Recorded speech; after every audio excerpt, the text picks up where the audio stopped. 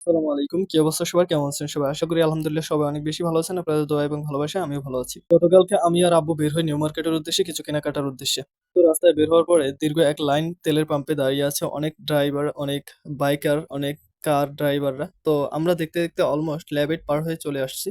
যেহেতু বাসা থেকে নিউ মার্কেটের দূরত্ব খুব একটা বেশি না, হেঁটেও যাওয়া যায়। কিন্তু গাড়িতে গেলে একটু ভালো হয়। রমজান মাস খুবই ক্লান্ত অবস্থা হয়ে পড়ে। রমজান মাসে ২ টি জিনিস বিরক্তিকর। একটা হচ্ছে গাড়িতে বসে থাকে জ্যামের মধ্যে, আরেকটা হচ্ছে ঈদের মার্কেট করা সবার মাঝে ধাক্কাধাক্কি করে। এই জিনিসগুলো খুবই জঘন্য এবং খারাপ অবস্থা। আরো এর ভিতরে যদি হয় নিউ মার্কেটের জায়গার মতো জায়গা, তাহলে তো আর কথাই নেই। বরাবরের মতো এবছরও আমরা ঈদের মার্কেটের জন্য নিউ মার্কেট যাই। কিন্তু যদিও কিছু কেনাকাটা খুব একটা করতে পারি না। একটা 3 পিস কিনতে পারি আপুর জন্য। এছাড়া আর বাহিরে কিছুই কেনাকাটা হয়নি আমাদের।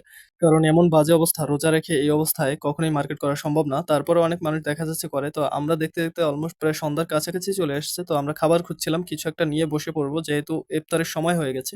এরপরে আমরা ধীরে, ধীরে বাসার উদ্দেশ্যে রওনা হব। যেহেতু মানে আমাদের তারাবি পড়তে হবে। তো আমরা তাড়াতাড়ি রওনা দিয়ে দেব। সবাই সুস্থ থাকবেন, ভালো থাকবেন। আল্লাহ হাফেজ।